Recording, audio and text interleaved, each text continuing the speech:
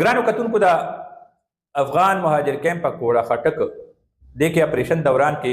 د مهاجرینو سره خبرې اترې کول او ریپورټینګ دوران کې سوشل میډیا اکټیویسټ نبیل خان چې نبیل وایس په نوم باندې او ډېر لوی خپل چینل چلی اواز اوچتوي یو سوشل رضاکار دی سوشل ورکر دی او مضبوط اواز دی د دې علاقې هغه پولیس گرفتار کړی دی تانې ته یې بوتلی دی 2 ګنټه په حوالات کې بند کړی دی او بیا د امایدینو مشرانو پر راتګ باندې د هغوی په ضمانت باندې خلاص کړی دی دې حوالې سره ما چې کوم معلومات وکړو نو سوشل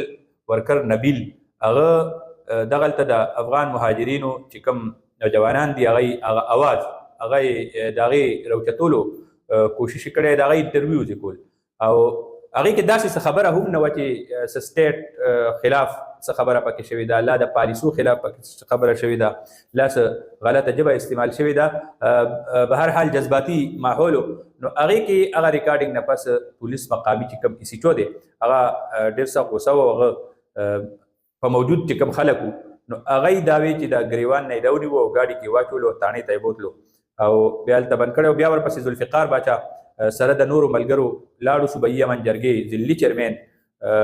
پیر ذوالفقار باچا نو هغې بیا راوویستو دې واقعې نه پس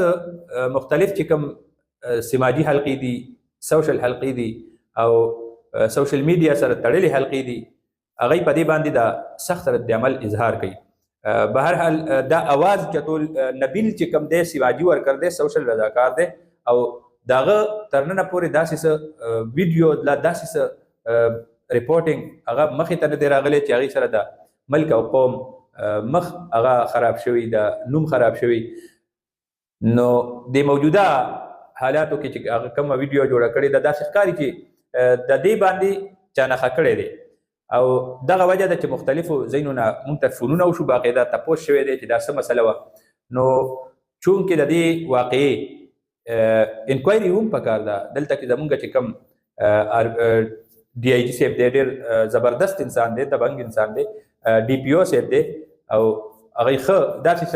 سفارشي کلچر نه پروموټ کوي په غلطو شیزونو اثر انداز کېږي نه مداخلت نه مني دباو نه مني نو دا قسمه واقعه چې کومه ده د میډیا سوشل میډیا سره تړلې ده نبیل چې کوم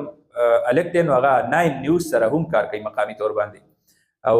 ډېر ګڼ تعداد کې فالوور لري نو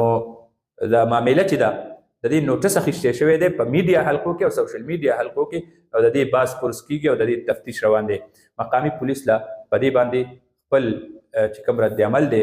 خپل موقف دی هغه واضحه کول پکار دی او د قوم مخې ته راوړل پکار